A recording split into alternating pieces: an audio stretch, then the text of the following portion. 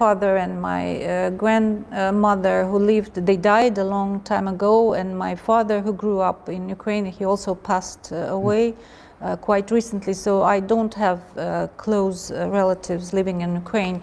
But you know, for every Russian, what is happening, what has been happening in Ukraine for 8 years, it really hurt. Because we're so close.